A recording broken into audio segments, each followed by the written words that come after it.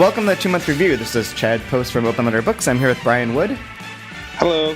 And this is our weekly podcast in which we talk about a particular book, or in this case, authors' books, bit by bit, section by section, digging into them, enjoying them, finding new things out about them, all that kind of fun stuff. And right now, I think you're making some assumptions that we're enjoying books, but okay. Well, I guess I'll go along and say I'm enjoying it just for the sake, since you published it. It's painful. Some of these stories are painful. It's very true. Hey, you got donor? Yeah, don't you have some names to read off? I have with a ton of names. You've been begging for money, and so now you have to grovel and know say thank you. Do the right thing, Chad. Let's get some thank yous out of the way. Come on, man. Exactly. So we did our online 10th anniversary fundraising campaign, and we exceeded our goal, which is fantastic. And as part of that, for people who donated above a certain amount, you're supposed to be thanked on the podcast. So I'd like to thank George Carroll, Hannah Shute, Elizabeth Denoma, Hillary Dobell, Nick During, Ellen Elias Bursack, James Kelly, Jackie Levine and John Borak, Mary Helen McMurrin, John Powers, Jill Schoolman, John Wilson, Jonathan Shute, Mark Cohen, Garth Greenwell, Bill Johnson, Jenny Kellogg, Ben Nichols, and Joanna Scott. So thanks to all of you, and thanks to everyone who donated. It's incredible. We had our gala last night to celebrate our that we do a gala every year, but especially this campaign in which we actually did hit our goal, which I didn't know that we were going to do. I was afraid we would never get there. Ye of little faith. I'll tell you what, that's a great list of people. I know a lot of the names, oddly enough, on there, and they're all good people except for one person. I'm not going to say who it is, but you know who you are. It'd be funny. I'm just kidding. I don't know anybody. We should have waited to read it till next week, because George Carroll's on there, and George Carroll's going to be our guest next week. Oh, dear. All right. Which maybe he might be the person. No, George is fantastic. So we're reading this right now, the Selected Stories of Merce Rodoreda, and today it's just the two of us. We don't have a guest, and we're going to talk about good. I'm sick and tired of these guests ruining it. They're always coming on, having opinions. I'd rather not even have you on it. I wish it was just me only. But whatever, I'm an only child, so the 2-month monologue. Except for my older sister, I'm an only child. But oh man! And these ones, we're doing a short section. It's page 103 to 143, but it's got a bunch of stories: the beginning, Nocturnal, the red blouse, the fate of Lisa Sperling, the bath, and on the train. And they all die. The answer they're all dead and dying. They're always dying, and everything's sad. So yeah, this section is a really kind of departure from the other two sections we read, wouldn't you say? I agree. I was going to ask you about that, because it does feel like it's maturing, and she's moving away from just the relationship, domestic bad stuff into different sorts of bad stuff. Yeah, I was kind of waiting when it was going to get a little more political, or because I thought inevitably that would have to come with being, an expatriate for a while and France, and then World War II, and I think you kind of get a little bit more of that in this section. Yeah, I completely agree. The one the other thing is this is one of the sections. I like all these stories, but I think this is why this is going to be controversial for you, especially as a short story writer. This is one of the problems where doing short story collections comes in for publishers, is that there's a lot of stories in this book. There's 30 stories, and at some point you're like, okay, story. These are all great, but reading them all in a row is kind of hard. Yeah, it can be. I agree. I guess it kind of depends. For me, I can read a bunch in a row just because I think maybe I'm reading them a little bit differently than most people will, because I'm trying to steal everything I can to get better. So I'm taking notes, oh, that's a great idea. I'm going to steal that. I'm going to steal this. I'm not going to steal, plagiarize, but you know what I mean, right? Yeah. Techniques. But yeah, but if you're just reading, I could see it getting a little bit tiresome, because you have to reset the plot, reset the characters, what's going on now, get reoriented, and that can be a little tiresome. Yeah, and I had the fear that one of the things that people complain about with short stories in collections or trying to sell them is that they start to run together for people, and they don't differentiate. They hit a point and it's just there's all these stories, I don't remember which ones I liked or didn't like, or you hit the section where it's here's 3 or 4 stories I don't really care about. And that stands out so greatly in a book of short stories compared to like a novel that you get like 30 pages you don't like, but it's subsumed within a greater narrative. Whereas these stories have to stand short story alone. collection, you have like 2 pages a publisher doesn't like. You have no chance of getting published. Yeah. Like you have to be like so perfect and on point. There's no room for error. Absolutely. But it's kind of interesting. It's challenging because it is. I think short stories are really valuable as a form, and I think that she's showing that in here that you can do a lot with them. They're amazing, and they've been an important part of like literary history for years. And then the finances of like today's publishing industry doesn't give a shit about that. Yeah, the other thing too, though, like I mean, there's some writers like Edgar Carrot, for instance, like. I can sit and read that one cover to cover and just it's so kind of like voice driven and weird and strange and fun where it's fine. But in others, yeah, I mean it can be a little tiresome. I agree. Yeah. But not to say that these were tiresome. I thought these were all pretty fun. But these are different. Which ones did you out of this group, which ones did you like the best? Let's see. What did we start off with on this one? The beginning, which is the one of Let me get to the right page number. Yeah. Just so we're all catching up on the same page. We started on page, what was it? 103. 103. I'm over here on like page 60. No wonder. This is the beginning is the first one in which it's like the guy ink stain on the pants, and then he's and it's about how he started his affair. Yep. Oh, so good. We're back to that. We're back to that trope of not trusting men, nor should they be trusted at all. Given she started the if they had a hashtag they could start back then, she would have been all over it, man. It's very true. She saw us for the wolves we are. My goodness. It's like 100% of husbands cheat on their wives and are horrible people. No, but the thing when I was reading this, I thought was kind of interesting. Was like I don't know. I don't know if it was the same back then, but like I don't know. It's kind of commonplace to carry and have like a mistress or something, right? And it's almost like within men, it's like romanced in a way of like this is my wife and my family, and then I have my lover, and like I don't know. I feel like in the United States, it's not as romanticized the same way, and this completely subverts that idea of it to me. Yeah. It just shows it as like how awful it is to just like lie and cheat and ruin the trust of somebody you love. It's horrible. It's really horrible. Yeah, I totally wanted to cheat on my wife, and now I'm like, I don't think so. I'm probably not going to do that now. Now that I've seen the light. Yeah. This isn't nearly as fun as it seems on, the daytime movies that I watch. Yeah, every French movie ever. Yeah. That's really where like that does feel like a very European sort of thing. This is interesting because there's the thing that she does. I don't want to talk about next week's story, but I read that one last night. One that we're going to be talking about next week. But so this is a bit of a preview, but it does kind of contrast that in these stories, a lot of the ones so far, there's been sort of this like neuroses about the future that like you have this husband and wife, this spouse, whatever, you get married, and then things are going to go bad because you're going to get old. Your husband's going to start looking at the secretary. Someone's going to get hurt. They're going to have an affair. There's a lot of pain in that. And the one that's coming up is one that's backwards, where it's like the past is destroying the present, which is a nice little subversion. But even with this one, at the beginning, it's like she almost like as a character, sort of like because of her obsession with it and belief that he's going to have this affair with one of the people at the office, he starts doing that. And it's like the present day neuroses cause this future pain.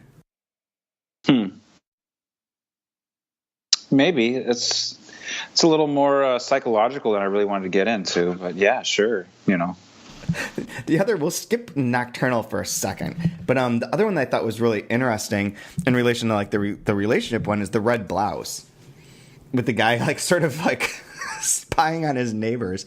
That's funny because I have a window that looks out to like 4 or 5 different apartments, and nobody ever draws the blinds. It's like we can all look into each other's apartments, and I find myself like, when it's night and the lights are on, like looking over and seeing people in their apartments. And there's like this weird, it's like not even sexual, but there's like a voyeurism of how other people live their lives that I find myself getting caught up in. Like, not like Rear Window where, I've got a telephoto lens and I'm zooming in on people as they make pasta or something. But like when I first read that, I was like, well, yeah, I mean, once they started kissing, getting into them, I might kind of like hide behind the windowsill a little bit and then peek. But no, it was really interesting how this desire of looking in on other people's lives.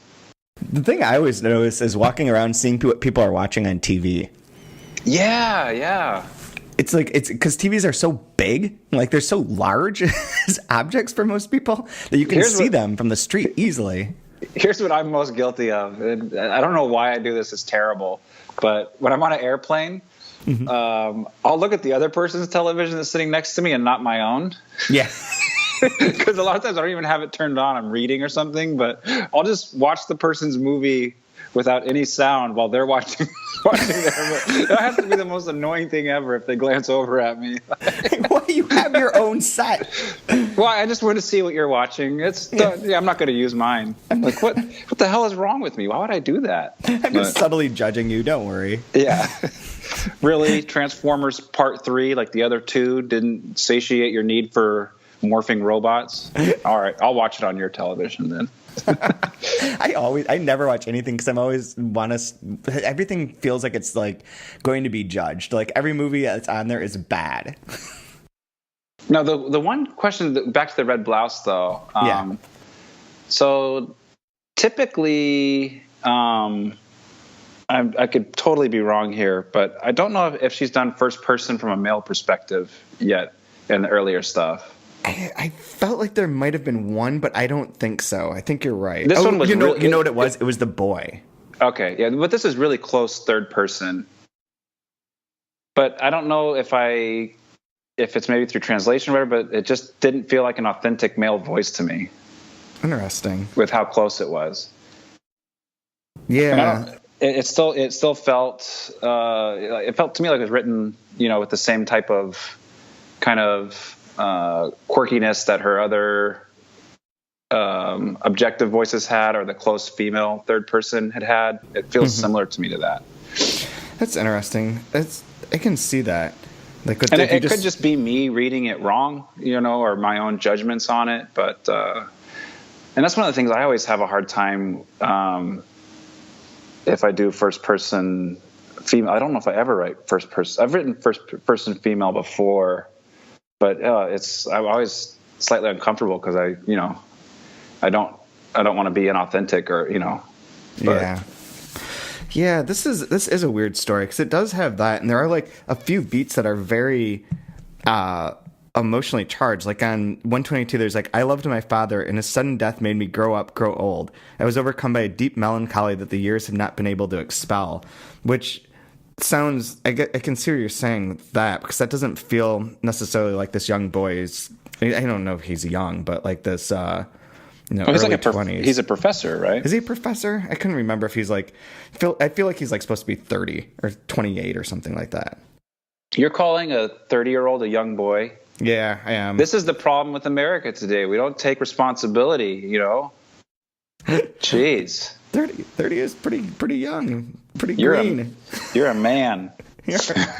Take responsibility for yourself. Stop being on your mom's cell phone plan. Get your own health insurance. You're a man.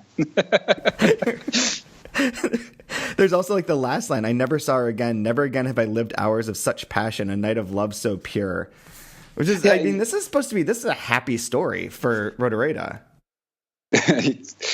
Holding somebody in there, like, I don't know if they had sex or not, or if I just kind of skipped from I just thought they held each other, and she fell asleep because she was so distraught and wanted to go to her voyeur's arms. Yeah, and be able to look in on her ex-boyfriend making out with someone else. Not to be totally lame to bring up Raymond Carver because we're doing short stories. Did you ever read this? There was the one short story of his called Neighbors. Did you ever read that one? Probably, but I haven't read his stuff since like in the early 90s. That's a long ass time. But it's about this couple that's house sitting, and they go over to their neighbor's apartment while they're house sitting and like start living out their lives in their apartment. It's kind of this weird voyeurism. I thought this one was going to go in a weird place once she saw him looking. Oh yeah. I was really hoping for it to get super weird, but this would be kind of early to have a really weird story. But yeah, that's true. And it is kind of weird to have that embrace at the end. It's unexpected in the way that plays out. And it's nice. Like they have a nice moment. Like sure, everything's been shitty, but there is like a little bit of like happiness, because then you get the next story is this woman basically going to die. Like, yeah, that's a bummer. So the lesson we're supposed to learn is if you do look into other people's apartments and watch them making out with their boyfriends and whatnot, there's still room for love in this world. There's room for embrace. Yeah. But this section that we did today too does have where she starts to get weird and like goes away from those more domestic ones. I mean, the red blouse is sort of still within the playing with that same trope of like cheating or leaving and like the end of love and that kind of moment. But then you get like the bath is with the doll, in which the girl's given the doll and then they play with it, whatever, they soak it and it gets all destroyed and then they hide it. Yeah. What the fuck is this? Yeah, and then they had a character, Mercedes in this one as well. Right, exactly.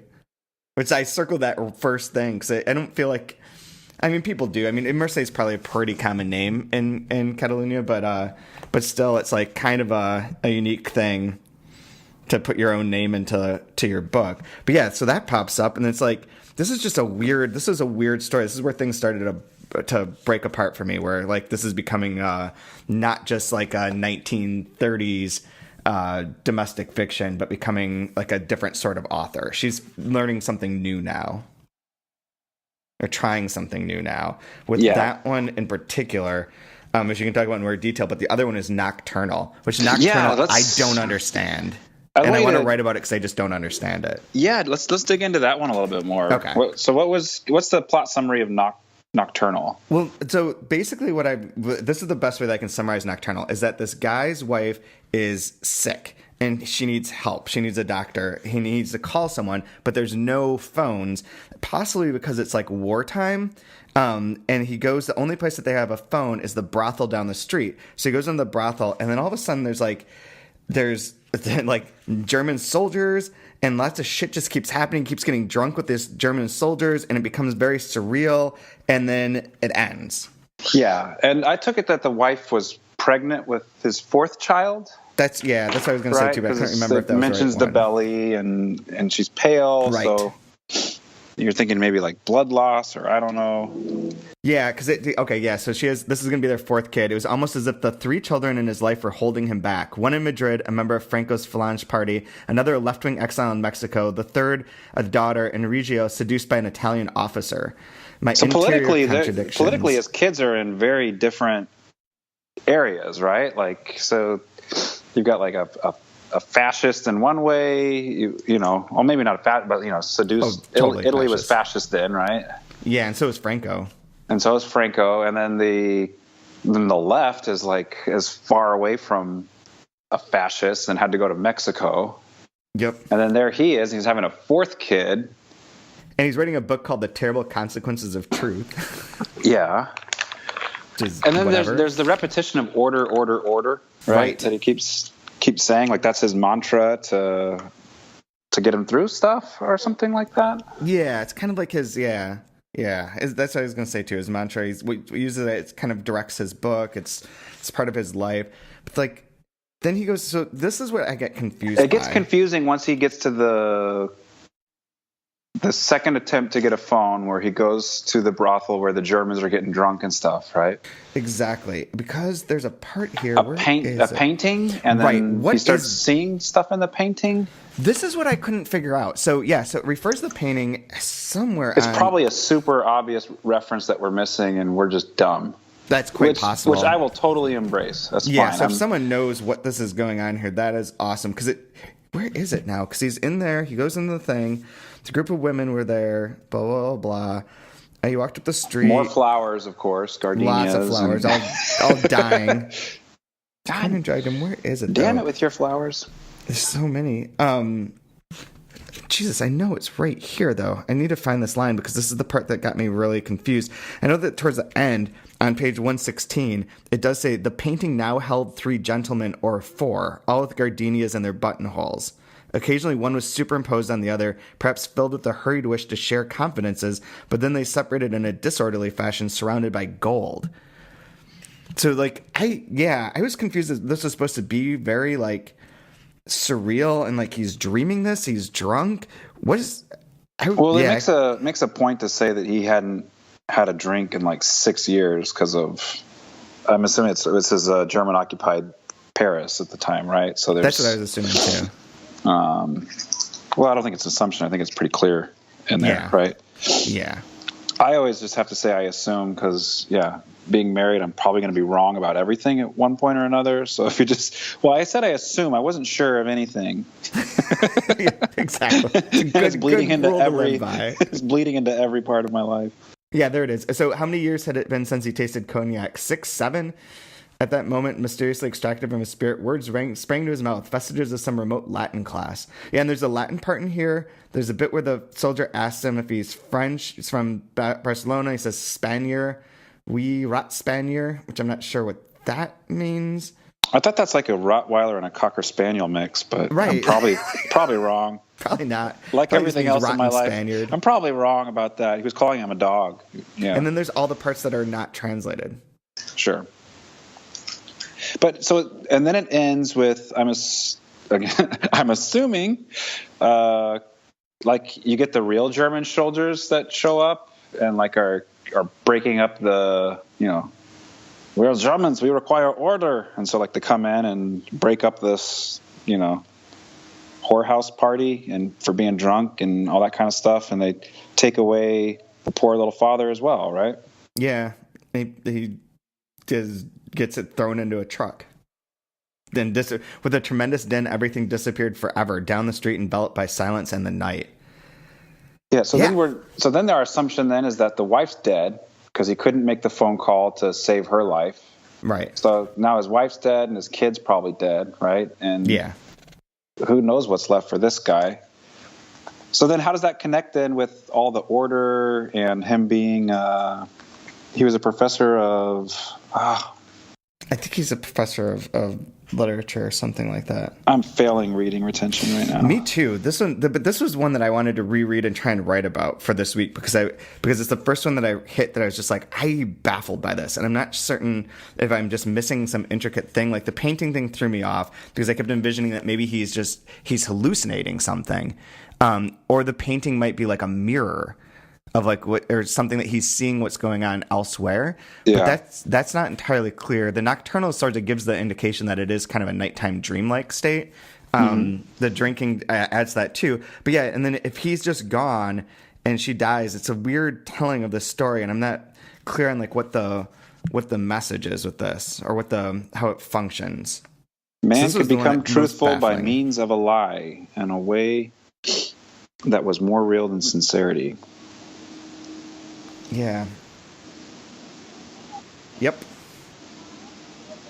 Yeah, it kind of makes me wonder if, again, she's kind of playing with the tropes of what Paris is supposed to be. If you think of like Moulin Rouge and cabarets and absinthe and, the drinking at night and lights and, this was my experience of it, where it's the visions and the it's all sad and stricken with death underneath it, and perhaps I don't know. Yeah, this is a neat one. That one stands out as being something different than a lot of the others, and the bath sort of does that for me as well because it is like a little bit more symbolic, and we're getting more into like that symbolism and less of the direct like here's our emotions, here's what's being done to these people. But this is something that's like operating on another plane all of a sudden. The one thing that this is just me being a nerd that bothered me with Nocturnal is there's a description when he comes like to get more of that putrid smells and stinking garbage and rotten, which I think also kind of sets the sets the tone. But then on 111, in the same paragraph, like first two, like couple sentences, at the top of the stairs, two cats started a furious fight. They hissed and growled furiously, no doubt all tooth and claw and arched backs. Suddenly, one of the cats, mad with fury, its eyes lit.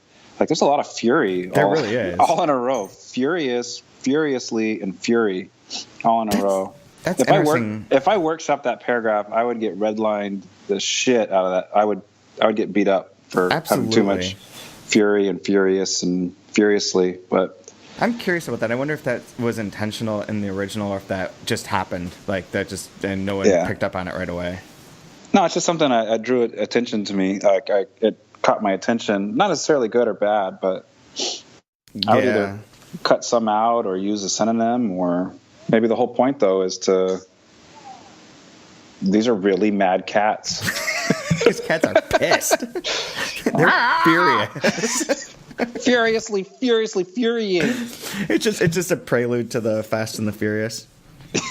Yeah, that's what these movies are all about, I believe. Actually, I think Germans. I watched that on an airplane on somebody else's TV screen one time. See, that's exactly the sort of movie that's on the airplane. That's why I never watch anything. But yeah, I would say definitely this section is a stark departure from the other, like the one before, like Carnival, another long one at night, right, where it's sad, but there's this wonderment and, you know, exploration and coming of age, and then this one, like, it's a wife dying pregnant, holed up in Nazi occupied Paris, France. Like, oh my God, like, yeah, it's brutal. It's very brutal. Yeah. The one that was I thought was okay, but I didn't really love was On the Train. And this is one of the ones where it's the first person telling this long story to her. Not another On a Train book or whatever. Goodness. Yeah, there's a lot. This is what happens to me on planes, is people sit there and tell me things. And I always like put my headphones on, stare at my blank screen, and they just keep going on and on and on. It's trouble, man. It's the trouble. What page is On a Train? About this part? 138. Okay. 138. Yeah. The one that I thought was, I mean, the thing that's tricky about this story that I liked and didn't like at the same time was that it's trying to capture just that voice and trying to get the voice down. And so it uses cuz instead of because. Martha chose to use that. And that works sometimes. Like, I raise them. And she did that throughout here. So it's consistent. Apostrophe EM. Yeah, it does work. I wasn't buying this one at all. But this was the one that there was the first time where I was like, this feels less assured than some of the earlier ones. This feels like an early story in which she's trying to get the voices down still. Yeah, this kind of struck me as a writing exercise. You know what I mean? Like, where let's get really deep into a character's head and their voice. Like, it just starts off, ellipses. No, just like I was telling you, I ain't never been able to sleep on the train. I get kinda drowsy, but I always hear the creaking of wheels and wood. Besides, with all this wobbling and jerking, I'm afraid to go to the toilet, and it frightens me that the train might send me spinning against the wall, and a lot of it goes on and on and on and on. Yeah.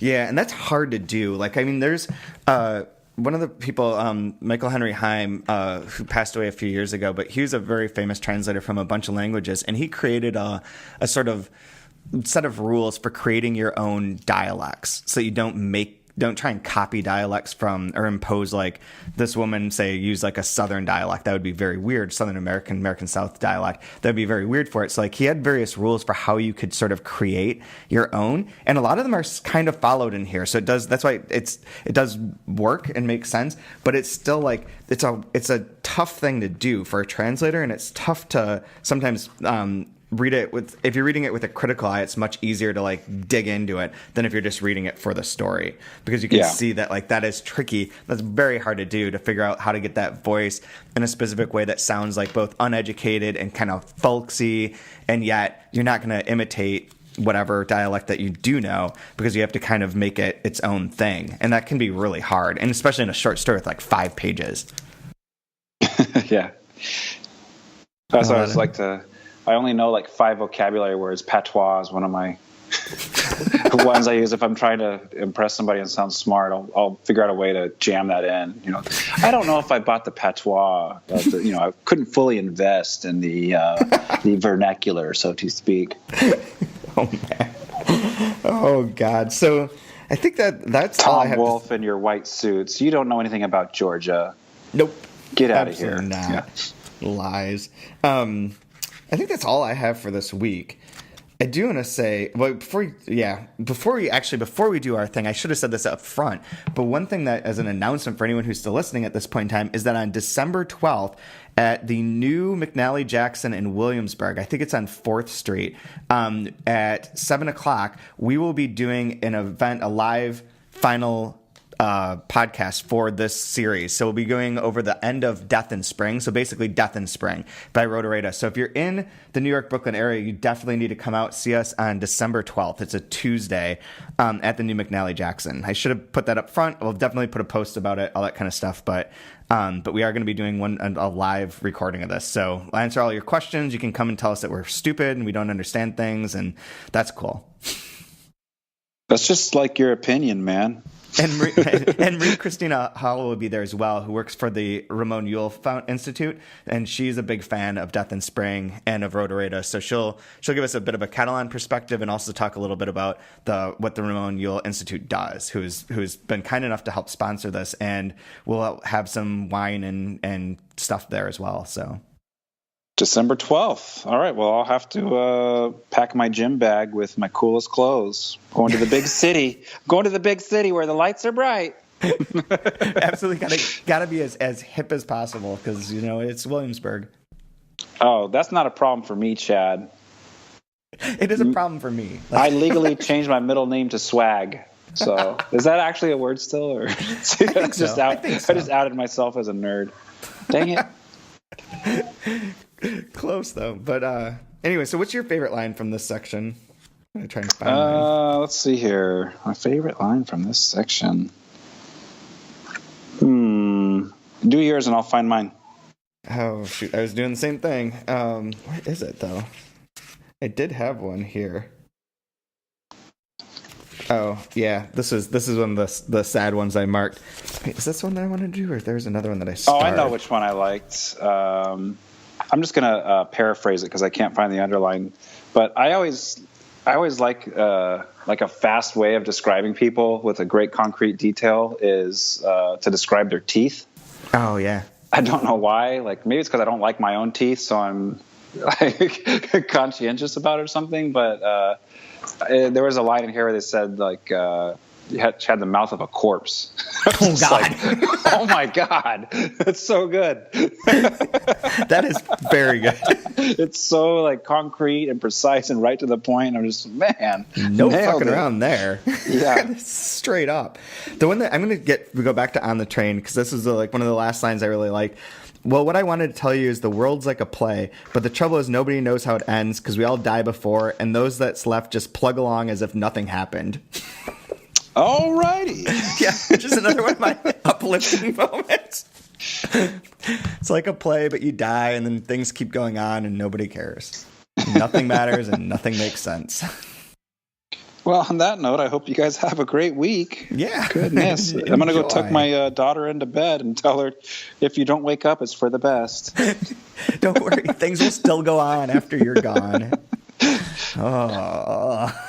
Oh, man. Okay, so that's all for this week. We'll be back next week. We'll be going over a longer section next week. It goes from 143 to 207, and it covers Before I Die, Ada Liz, On a Dark Night, Night and Fog, Orleans 3 Kilometers, which is the one I'm most excited to read from this group because she saw a battle in Orleans in France, and that's when they fled again. So I think that this might be related to that specific event. Oh, wow. And we have a special guest with us next week, right? Yep. Yeah, George Carroll will be joining us next week as we continue bringing more people on. We've got a bunch of people lined up still to go, so some who are translators as well. Of course, I know who George Carroll is, but in case somebody doesn't know, who's George Carroll? George Carroll is he is a West Coast sales rep, and he is on our board. He is a big soccer fan. He used to be I think he still is technically the international literature correspondent for Shelf Awareness, and he has a website where he writes a lot about international literature. Oh, very cool. All right, we can pick his brain, and he can definitely tell us where we're wrong. So that'll be good. And I'm pretty sure you met before. No, that's what I'm saying. I know who he is. Yeah, I just okay. I just need a refresher, and so does everybody else. So does everybody else. Very true, very true. But cool. We'll be on next week. We'll be back then, cover those stories, and then remember December 12th in Williamsburg, Death and Spring. So till then. Peace.